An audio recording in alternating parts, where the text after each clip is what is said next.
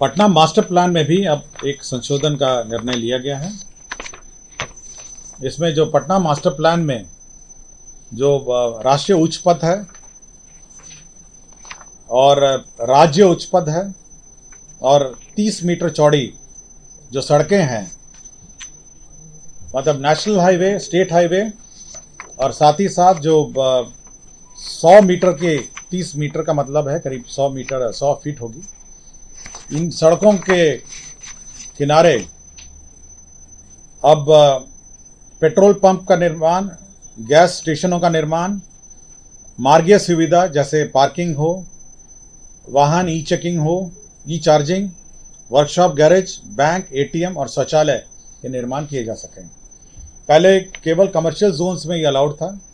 अब जो national highways हैं, स्टेट हाईवेज हैं और साथ ही साथ 30 मीटर चौड़ी सड़कें हैं, अब इस पर पेट्रोल पंप, गैस स्टेशन जो सीएनजी गैस स्टेशन हैं, मार्गीय सुविधा यथा पार्किंग की व्यवस्था, वाहन ई चार्जिंग स्टेशन हैं, वर्कशॉप, गैरेज, बैंक, एटीएम और शौचालय, जो भी आपको मार्ग संचालन में, मार्ग में जाने में जो।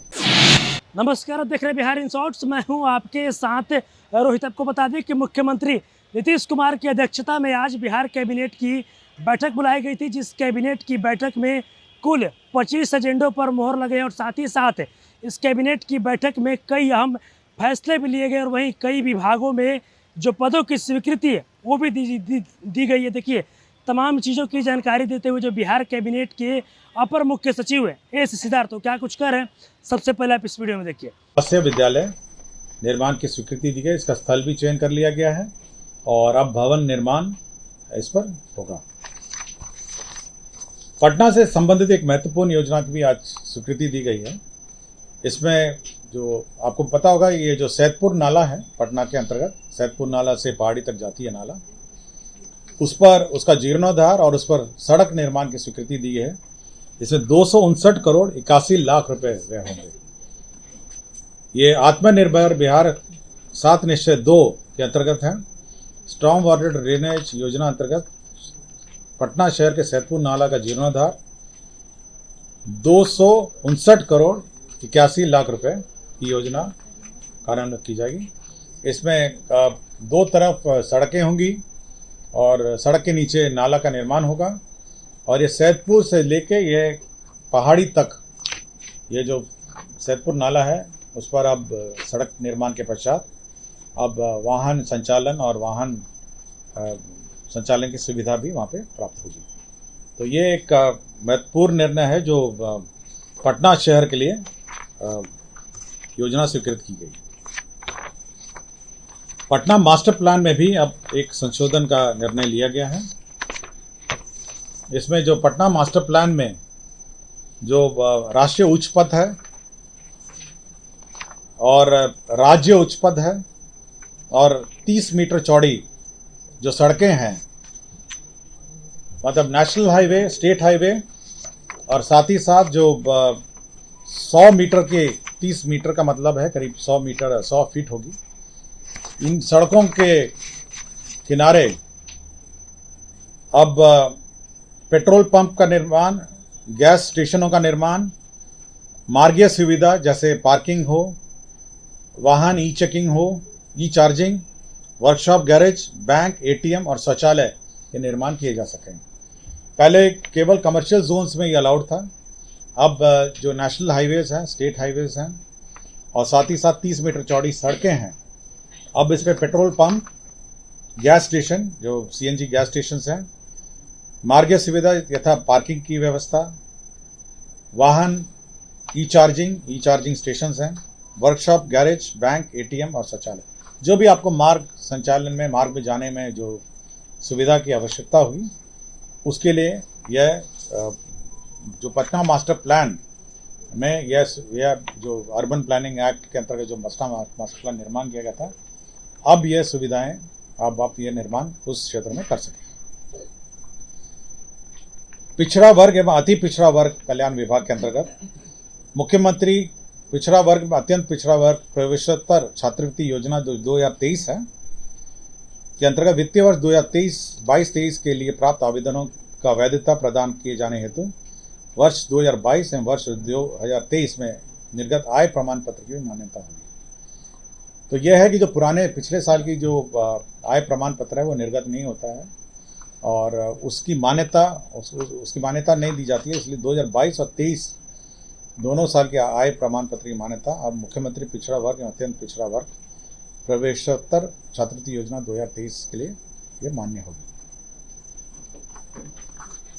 नालंदा ये जिला में विज्ञान एवं प्रौद्योगिकी विभाग में नालंदा जिला के अंतर्गत जो चंडी इंजीनियरिंग कॉलेज है जो निर्माण किया जा रहा है उसके रिवाइज्ड एस्टिमेट जो उसका पुनरीक्षित प्राक्कलन है 46 करोड़ 57 लाख को बढ़ाते हुए 68 करोड़ 45 लाख 50 हजार रुपये कर दिया गया है। तो उसका रिवाइज्ड एस्टिमेट जो चंडी का है वह स्वीकृत किया गया है।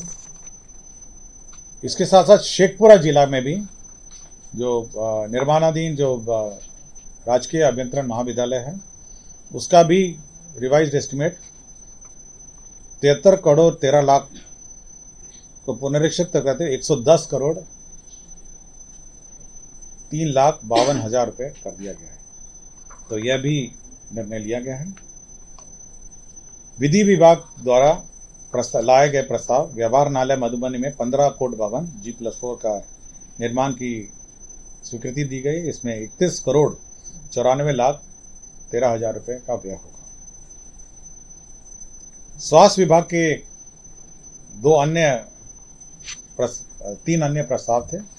पहला था राष्ट्रीय शिक्षा परीक्षा बोर्ड आयुर्विज्ञान नई दिल्ली द्वारा आयोजित PG sponsored DNB post MBBS एवं पोस्ट डिप्लोमा सीट हेतु राज्य सरकार अधीन जो नियमित रूप से कार्यरत चिकित्सक को सवैतनिक अनापत्ति मतलब कि यह कोर्सेज पढ़ने के लिए सैलरी मतलब वेतन के साथ अनापत्ति प्रदान कैबिनेट ने की है। और अब इसके पश्चात जो भी इन कोर्सों में पढ़ाई करना चाहता है वह अपना दाखिला ले सकता है, लेकिन दाखिला लेने के बाद वापस राज्य सरकार में आके उसको नियमित सेवा देनी पड़ेगी और उसका अपना बॉन्ड और एग्रीमेंट है और यह उसका पालन करना पड़ेगा और यही नियमित मतलब रूप से जो अनापत्ति है वो कैबिनेट ने दी है। साथ ही साथ राज्य में जो OPD आपको जानकारी होगी कि जो राज्य सरकार में जितने भी कर्मचारी हैं, पदाधिकारी हैं, मिनिस्टर्स हैं, MLAs हैं, जो भी राज्य सरकार जिनको सुविधा प्रतिपूर्ति प्रदान करती है उसमें दांत के लिए रिइंबर्समेंट नहीं है, दांत के इलाज के लिए मतलब दांत के विभिन्न।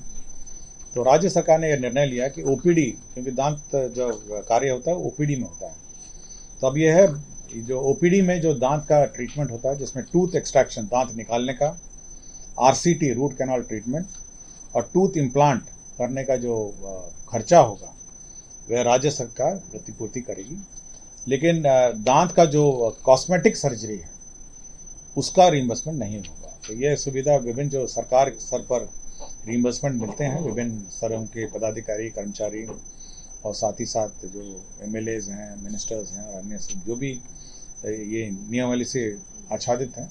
अब यह तभी आपने देखा जो बिहार कैबिनेट के अपर मुख्य सचिव S सिद्धार्थ उन्होंने बताया कि आज जो कैबिनेट की बैठक थी उस कैबिनेट की बैठक में कुल 25 एजेंडों पर मोहर लगा और साथ ही साथ कई अहम फैसले भी लिए गए हैं और कई विभागों में कई पदों पर स्वीकृति भी दी गई है। और भी क्या कुछ कहना था S सिद्धार्थ का आपने इस वीडियो में देखा। बस इसी तरह की तमाम खबरों के साथ अपने साथ जुड़े रहें, तब तक के धन्यवाद।